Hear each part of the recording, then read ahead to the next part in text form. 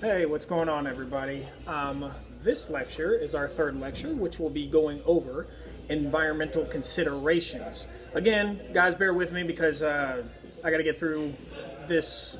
It is important, but I call it, just it's not, some people don't find it that fun of a topic, but it is the stuff that we have to worry about, especially as athletic trainers, when considering and living in, certain states with high humidity, such as the southeastern part of the United States, for sure, with humidity and everything else. But we'll just be going over, this is a pretty quick lecture. So again, environmental considerations, go ahead and open it up in your files and you guys can follow along with me. Okay, first slide that I'm going over is slide 2. We're going to go over hyperthermia. Hyperthermia, which means elevated body temperature, okay? Guys, especially in the state of Kentucky, this happens when high levels of heat and humidity are both at the same level. So obviously what I like to give you is signs and symptoms. Just a real quick look at this is obviously when anything's elevated above body temperature, it's going to be above 98.6, okay? They're obviously going to look or present to you disoriented and confused, and obviously your body's first response is to cool itself off, which is sweating, okay? So whenever we're just talking about any kind of heat-related illness, this is the first thing that we have, which is hyperthermia, which is our first stage of elevated body temperature, okay? Your biggest thing that you can do, especially for a lot of these athletes, I think the thing that always concerned me when I was an undergrad is like, okay, you learn this stuff, and then if you don't see it out in the field, how do you take care of it? None of my professors ever told me it's like, okay, here's your signs and symptoms, and then they just went on to the next thing, okay? Your treatment for this, because I do want to give you just a basic treatment option, is immediately cooling of the body. And guys, this can be anything. It's literally use your common sense. Take them inside. Take them to the shade. Obviously, pack them with ice. Put a towel over them. Whatever you can do to get them out of the heat and humidity immediately you'll start seeing symptoms resolve, okay?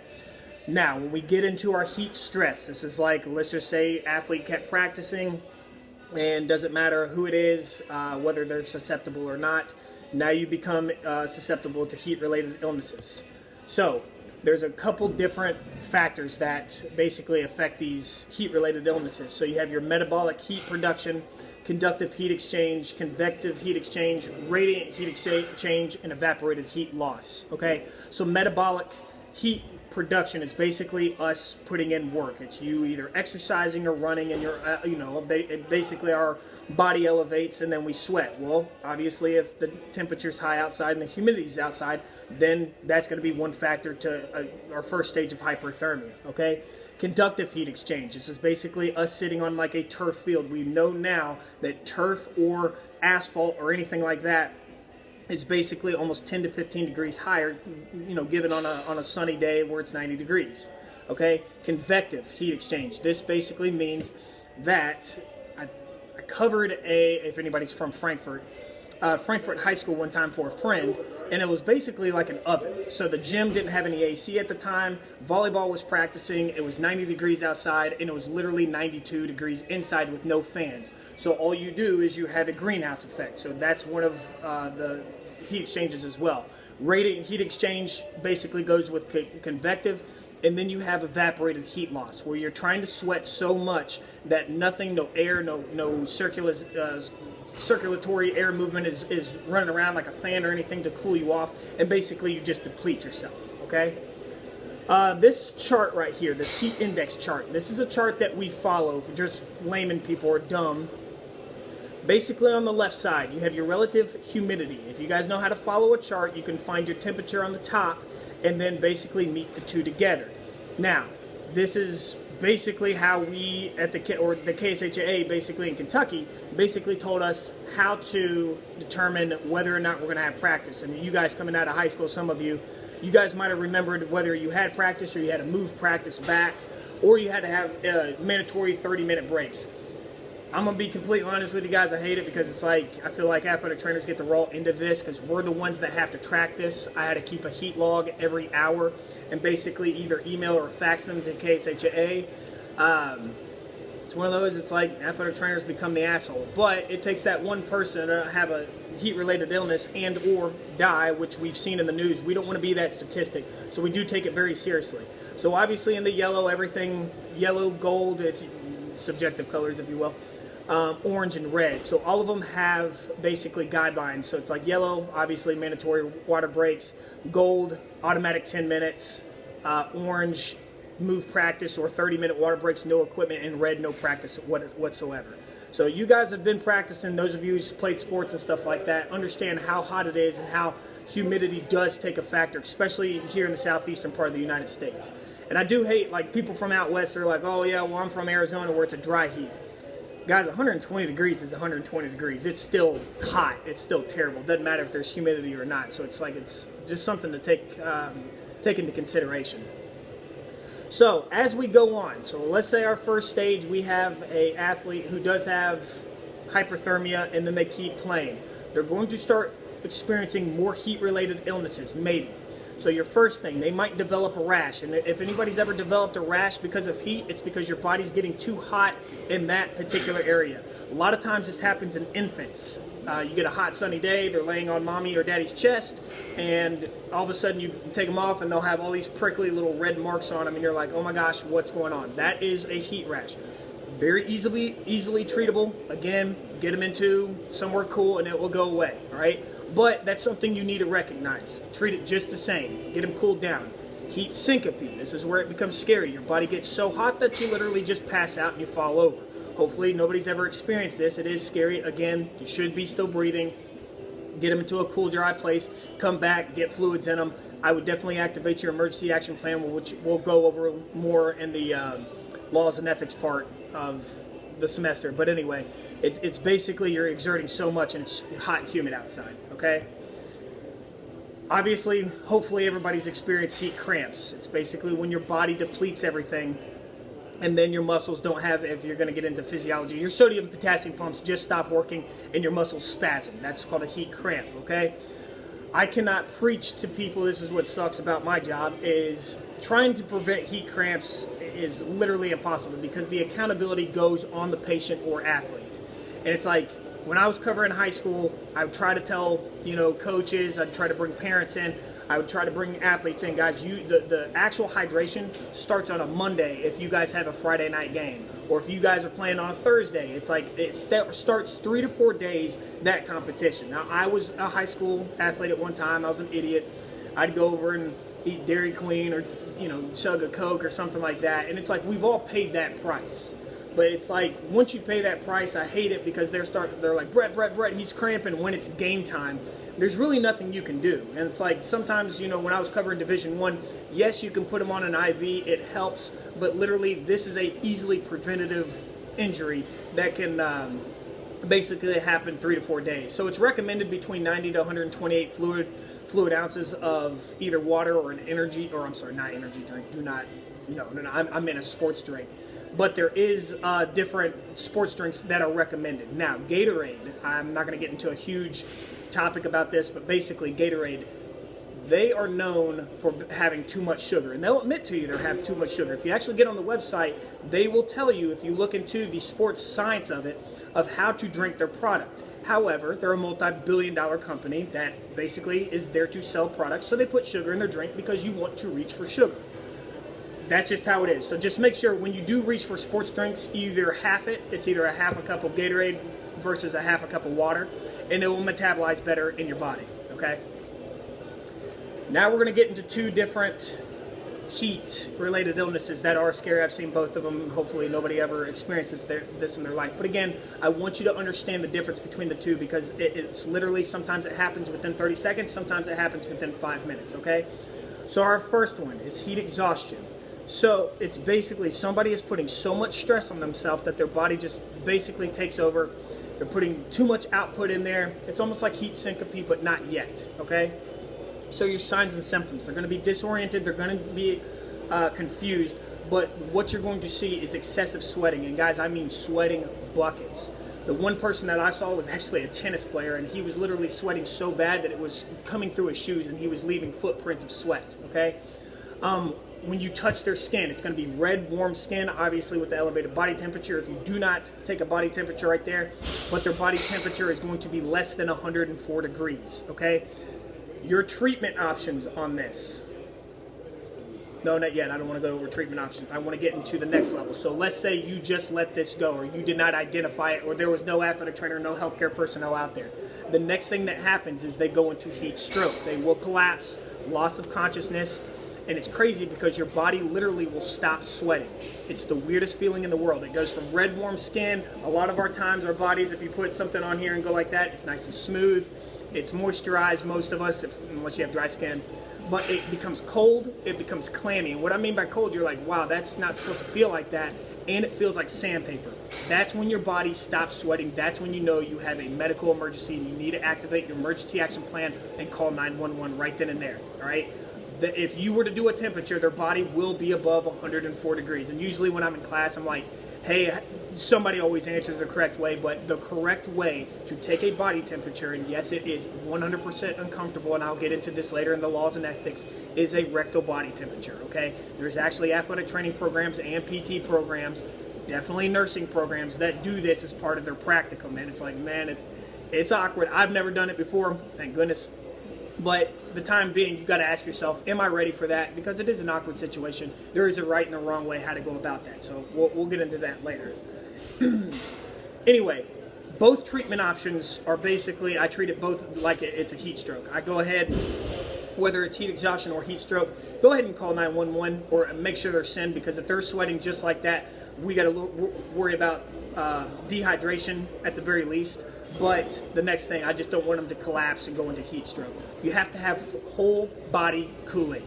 Me as an athletic trainer, and usually protocol, if you guys have ever been athletes before, maybe you saw it, maybe you didn't, but the athletic trainer is supposed to have a pool of either ice water sitting on the sidelines, especially during these hot months for either fall sports or year-round sports, whatever is on campus. I know we do that at UK when I was covering sports over there, and we obviously did it at Marshall, okay? So if anybody's ever going into any of these heat exhaustion symptoms or heat stroke symptoms, you immediately dunk them, because it has to be a rapid cooling of the body to get that body temperature down.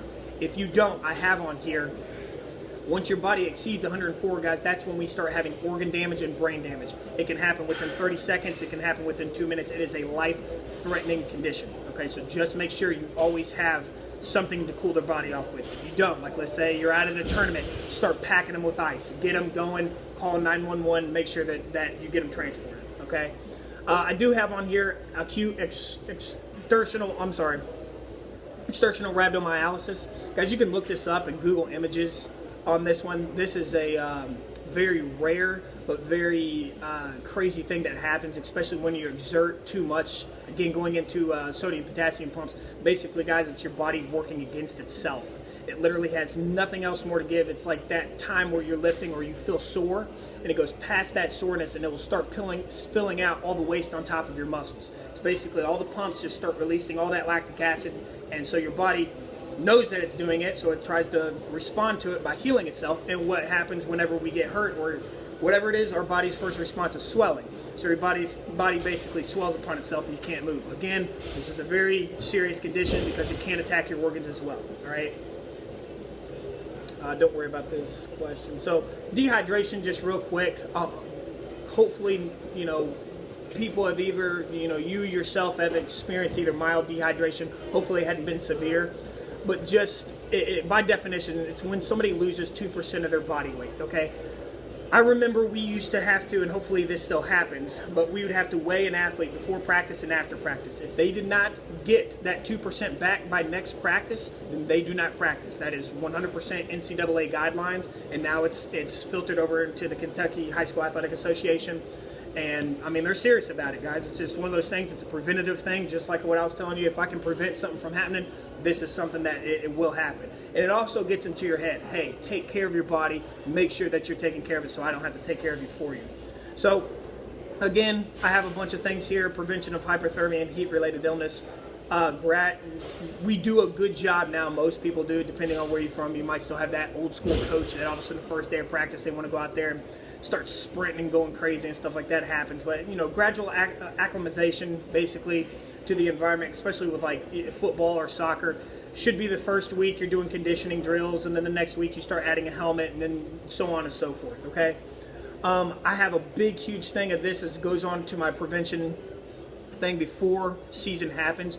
if you're going into anything where, for instance, athletic training, and you're getting a group of physicals, take time to look at those physicals. Make sure that you put a red dot or a star on anybody that has a heart-related illness or any kind of condition like that, any kind of allergies, which we'll get into in Gen Med, or if you can just tell that they've been overweight. Because let's be honest, some of these people, they come in after the summer and they've been sitting on their ass all summer long, either eating like crap or playing Xbox, and it's like, it is what it is. And that's like, those are the people that are going to be susceptible, because they're going to try to push to stay in practice, and all of a sudden they're going to collapse looking at one of these heat-related illnesses. Lightweight uniforms, that kind of goes across the board now. We really don't have to worry about those because basically everybody has lightweight uniforms. Again, with that mild dehydration, routine weight record keeping, unrestricted fluid replacement. Guys, there are still coaches out there that literally restrict fluid. I think it's ridiculous. I remember the day when I was in playing football, and I was just like, I can't believe, like, you would have thought we won the Super Bowl when our coach said, okay guys, you can get a water break anytime you want to. And it's like, I'm not that old, it wasn't that long ago, but there shouldn't be any restrictions on fluid replacement. Obviously a well-balanced diet. I wish I was in class right now, but that's easier said than done, especially to high school athletes. So it's like, you can just try to preach it to parents, do whatever you can, but again, good luck with in high school. Division I, you'll understand. You'll eat like crap one time, and all of a sudden you'll realize real fast that you need to change your diet. And then obviously by law we have to routine check the temperature and submit those in. All right. Don't worry about that. Okay, real quick. Just for the northern part of the United States, yes, you can get hypothermia. So now we're talking about cold-related illnesses. So by definition, that's lowered body temperature. Again, it's going to act just like hyperthermia. They're going to be disoriented, confused. Obviously, temperature under 98.6. And what does your body do anytime it's cold? It starts to shiver. Treatment options for this. Obviously, take them into a warm place. Don't let your common sense take the best of you, okay? Try to get them as warm as possible. There is not any such thing as basically like a cold stroke or something like that versus like a heat stroke. But just make sure they can get to it, because it will shiver enough to where they basically pass out, okay? And then real quick, I'm going to leave you with lightning safety, right? Lightning safety, we do take this very, very seriously. We call it the flash to bang. Hint, hint, this will be on your quiz.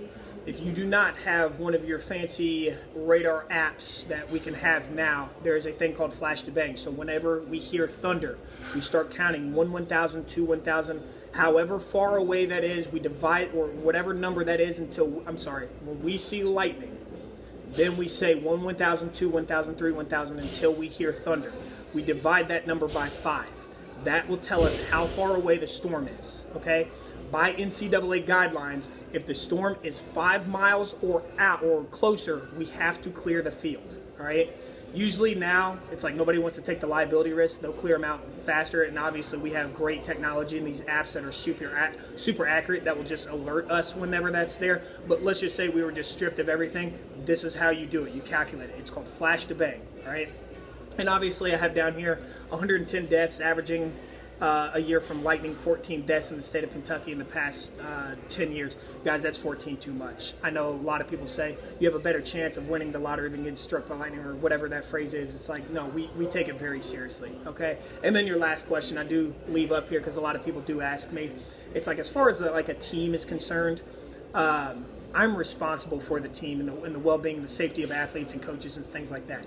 As far as spectators, that is under the ADs, okay, the athletic director's call right there. But I do give guidance to them. And it's like, I've seen people, this was a long time ago, try to sit in metal bleachers through a storm while the athletes are inside, duck and covering. And it's just like, make sure everybody's clearing the field. This doesn't, this will happen at any game because nobody wants to be liable anymore. But it's like, just make sure you use common sense. But other than that, if you guys have any stories about any heat-related illnesses or even hypothermia or dehydration, anything crazy, please share them with me. I want to know, because it's like, this is obviously different this year. I'm sitting here coming to you virtually.